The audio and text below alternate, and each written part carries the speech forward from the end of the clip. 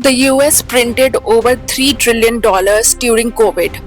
Other countries could have collapsed with that kind of money printing, so why didn't the US face hyperinflation like Zimbabwe or Venezuela? Why is the dollar still the king of global trade? Let's decode this economic mystery. In economics, there is a basic rule: the more money you print, the less it's worth. Imagine this: if anyone suddenly had double the money in their pockets, prices in the market would rise because money would be chasing the same amount of goods and services. This is called inflation. It is a classic case of supply and demand, not of products but of money itself. The more abundant something is, the less valuable it becomes. That's why in most countries, printing too much money too quickly often leads to a dangerous spiral of rising prices, falling currency value, and even economic collapse. And it is just not an economic concept. We have seen the dangers of excessive money printing play out in some of the most extreme economic crises in history. Take Zimbabwe for example. In the late 2000s, the government printed massive amounts of money to finance spending, and it led to hyperinflation so severe that prices were doubling every day. People carried bags of cash just to buy bread. Venezuela faced similar fate where unchecked money printing, combined with political instability, caused the local currency to collapse, wiping out savings and pushing millions into poverty. Even Germany after World War I went through a period of hyperinflation in the Weimar Republic. The government printed money to pay war reparations, and by 1923, German currency was so worthless that people burned it for heating purposes. These are powerful reminders of how fragile a currency can become when the balance between money supply and economic output breaks down. But balance has been strangely and mysteriously maintained in case of US dollar. The biggest reason the US can print money without facing the kind of collapse we saw in Zimbabwe or Venezuela is because the US dollar is the world's reserve currency. Over 60% of global foreign exchange reserves are held in US dollars. But what does it mean? It means that the central banks around the world want to keep dollars in their vaults, just like you might want to store gold or something for a rainy day. But why? What is so special with US dollar? Because most global trade happens in dollars. Whether countries are buying oil, gold, electronics or food, they are mostly transacting in dollars. And even if the US prints more money, there is always international demand for it. Countries need dollars to trade, to pay debts, to stabilize their currencies. And because the world relies on the dollar to function, the US has unique privilege. No other currency enjoys this level of trust or demand. That's why when the Federal Reserve, the central bank of the US, prints money, the rest of the world absorbs a lot of it, keeping inflation in check domestically in US. Other major reason the US can print money without triggering hyperinflation is because the trillions of dollars in global debt are denominated in US dollars.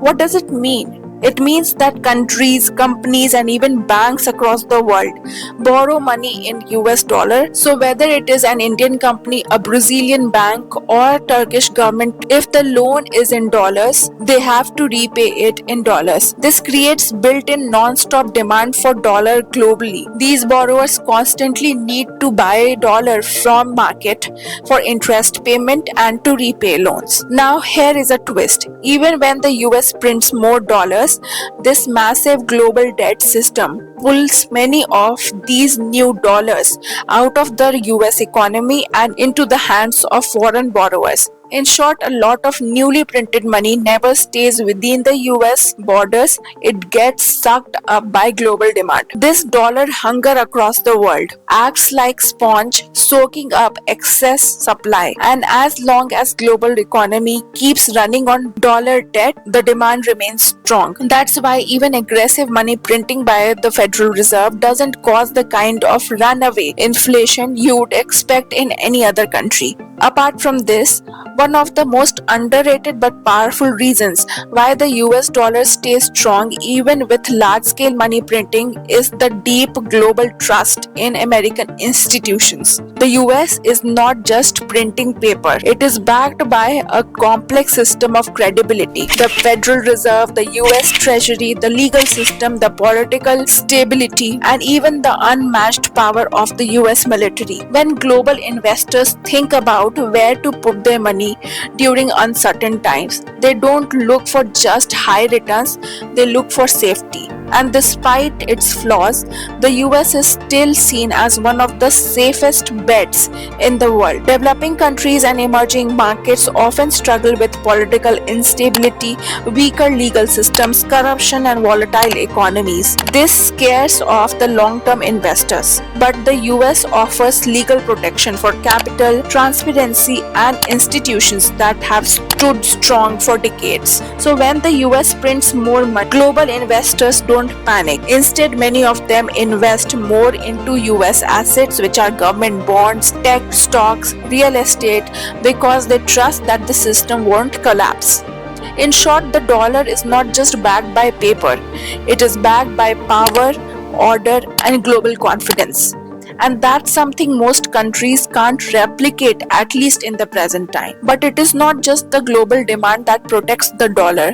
There is an added layer of economic wisdom at play. The US Federal Reserve, which is the central bank of the US, doesn't print money blindly. In contrast to countries like Zimbabwe or Venezuela, where their governments printed money not as part of carefully managed economic plan, but out of desperation to overcome budget deficits, pay salaries, subsidize programs when the government was not generating enough revenue. So US Federal Reserve uses powerful tools to manage inflation and keep the economy stable. Two of the most important tools are interest rates and asset buying. Let's start with interest rates. When inflation starts rising, the Federal Reserve increases the interest rates.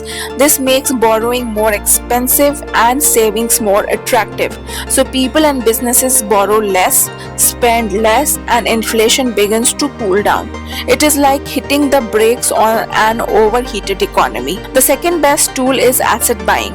During crises like COVID, the Federal Reserve bought government bonds and even corporate assets in large amount. This flooded the financial system with liquidity, meaning banks had more money to lend and credit did not freeze up. But this also gave the Federal Reserve control. When it starts selling those assets and stops buying more, it reduces the excess money in the system, which helps in controlling inflation. So yes, trillions were printed during COVID. Inflation did rise, but it did not spiral into chaos because the Federal Reserve closely monitored the economy, used its tools to manage the consequences, and that is the difference between reckless money printing and strategic monetary policy, which the US government follows. Now, at this part, you might be wondering, if the US prints so much money and still escapes hyperinflation, then why do we sometimes hear headlines like the US dollar is weakening? Let's go even deeper because this part often gets misunderstood. Yes, the dollar does depreciate at times in the short term. That's normal. A weaker dollar makes American exports cheaper in global markets, which boosts the manufacturing, helps trade balance, and strengthens the domestic economy. And here is what most people miss. When exports go up, more foreign buyers who need to buy American goods, and guess what? They need to pay in US dollars, obviously. This increased demand for American products naturally leads to more demand for dollar itself. Over time, that demand helps the dollar recover its value, restoring the balance that the short-term depreciation had disturbed. It is self-correcting cycle built into the system, one that works in US favor again and again. Now you might ask that if printing money works for the US, why can't other countries do the same? The answer is simple but harsh. Most emerging markets don't have that privilege. When countries like Turkey, Argentina, or even India try to print excess money, it often leads to a currency crash, soaring inflation, and sometimes even economic panic. Why? Because unlike the US, these countries don't have the status of being the global reserve currency. Their currency, whether it is rupee, peso, lira, are not widely trusted or used internationally. No central bank in the world is eager to hold them like they hold dollars. So when the money supply rises too fast in these economies, confidence drops, investors fear inflation and instability. And you know what is the consequence? They pull their money out, and that phenomena is known as capital flight in economic terms. Foreign investors sell off local assets, exchange the local currency for dollars, and they leave. This weakens the currency even more since global trust doesn't back these currencies the way it does for the dollar. They don't have a safety net. In short, the US can print money because the world runs on dollar. Other countries can't because the world runs away from their currencies when things get shaky. Having said all this, we can't say with certainty that the US dollar is totally invincible. Of course, there are real challenges on the horizon. Talks of de-dollarization are growing louder, with countries like China, Russia, and other countries pushing to trade in their own currency. There is even discussion among BRICS countries to counter the dominance of the dollar. More countries are pledging to bypass the dollar in trade agreements, especially in energy deals. These are signs of a changing global mood. On top of that, America's national debt has surged past a staggering $34 trillion, and to keep borrowing, the debt ceiling, which is the legal limit on how much the government can borrow, has been raised over 78 times since 1960 by Congress. That's a serious long-term risk. Constantly rising debt, if not managed wisely, could eventually erode confidence in the dollar.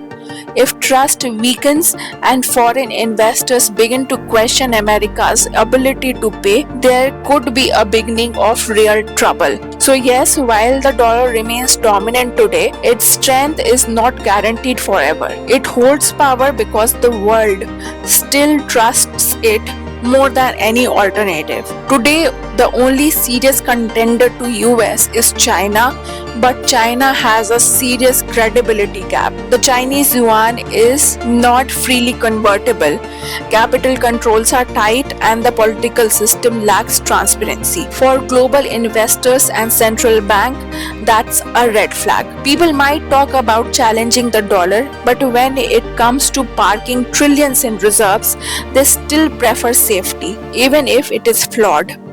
And for now, that safety means the US dollar.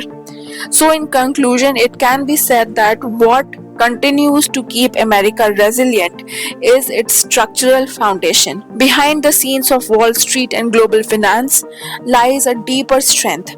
Its military reach, the economic size, the world-class institutions, manufacturing capacity, the unmatched investment in research, innovation, and human capital. The real backbone of the US economy is its people.